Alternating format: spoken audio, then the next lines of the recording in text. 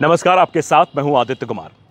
नीतीश कुमार को भले ही अपने अल्पसंख्यक वोट की चिंता रहती हो और इसी चिंता में उन्होंने 2 बार बीजेपी का साथ छोड़ा हो, लेकिन बीजेपी ने बिल्कुल साफ कर दिया है कि 2025 का विधानसभा चुनाव वो हिंदुत्व के एजेंडे पर ही लड़ेगी। यानी एक तरफ नीतीश कुमार है, उनकी पार्टी ऐलान कर रही है कि एनडीए विधानसभा चुनाव नीतीश कुमार के नेतृत्व में लड़ेगी, तो दूसरी तरफ बीजेपी जेडीयू की विचारधारा के बिल्कुल उलट होकर चुनाव लड़ने की तैयारी कर रही है। पार्टी हिंदुत्व को लेकर आगे बढ़ने का प्लान बना रही है। पीएम मोदी हो या फिर बीजेपी के दूसरे नेताओं बेहद तीखी बयानबाजी भी कर रहे हैं, हिंदुओं को एकजुट होने का ऐलान कर रहे हैं। ऐसे में जेडीयू मुश्किल में दिखाई दे रही है।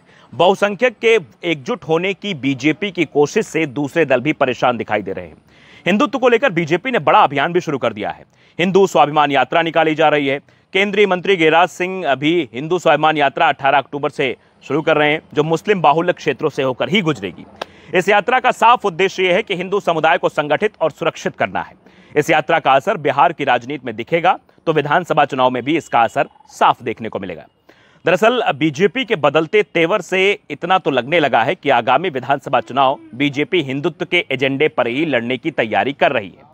और जिस तरह से मुख्यमंत्री नीतीश कुमार बैकफुट पर हैं, उससे एक बात तो बिल्कुल स्पष्ट है कि जेडीयू की भूमिका बड़े भाई की भी होने नहीं जा रही है। बीजेपी नीतीश कुमार के चेहरे पर भले ही चुनाव लड़े, लेकिन विधानसभा चुनाव में जेडीयू जूनियर पार्टनर ही रहने वाली है। कम से कम केंद्रीय मंत्री गिरिराज सिंह के गर्जन और अस्त्र बांटने की सहमति से यह तो साफ हो गया है कि बीजेपी के रणनीतिकार बिहार को अब हिंदुत्व की प्रयोगस्थली बनाने जा रहे हैं।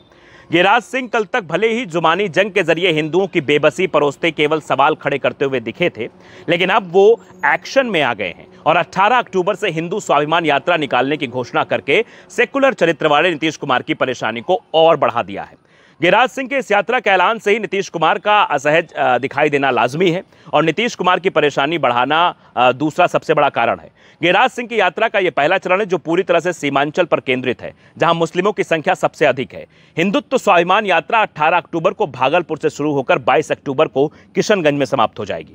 यह यात्रा 18 अक्टूबर को भागलपुर, 19 अक्टूबर को कटिहार, 20 अक्टूबर को पूर्णिया, 21 अक्टूबर को अररिया और 22 अक्टूबर को किशनगंज पहुंचेगी।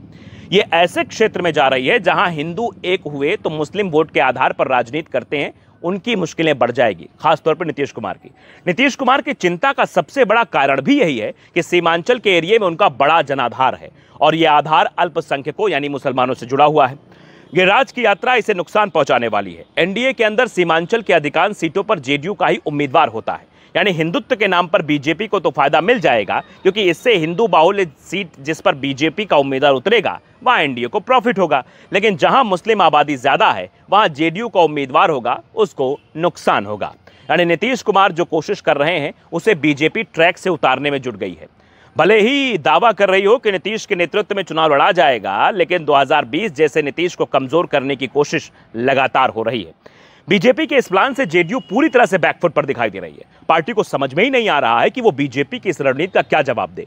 बीजेपी की यात्रा से तो दूरी बनाने का प्लान तैयार हो गया है, लेकिन गठबंधन से दूरी बनाएंगे तो नुकसान तय है और गठबंधन छोड़ते हैं तो भी नुकसान होना तय है। साफ है, बीजेपी के साथ आकर नीतीश कुमार बुरी तरीके से फंस गए हैं। वो ना तो इधर के रहे और ना ही उधर के। अब वो अपने मुस्लिम वोटर्स को अपनी तरफ लाने की कोशिश करते हैं तो नुकसान उनको उठाना साफ तौर पे, क्योंकि वो बीजेपी के साथ है और बीजेपी ने हिंदुत्व का एजेंडा उठाकर ये बिल्कुल साफ कर दिया है कि उसका सीधा एजेंडा है, वो इसी एजेंडे पे काम करेगी, किसी को नुकसान हो या फायदा उससे मतलब नहीं है। यानी अब नीतीश कुमार भले ही ये सोच रहे होंगे कि हमने इंडिया का साथ छोड़कर एनडीए की तरफ गए, लेकिन अब एनडीए में रहकर भी वो अपने आप को असहज महसूस कर रहे हैं। अब नीतीश कुमार क्या इस असहजता में कोई फैसला ले सकते हैं या फिर वो जल्द चुनाव की तरफ जा सकते हैं, ये तो वक्त ही बताएगा। दर्पण न्यूज़ को अगर आपने सब्सक्राइब नहीं किया जरूर करिए, बेल आइकन दबाइए ताकि अपडेट भरी खबर आप तक पहुंचती रहे। नमस्कार।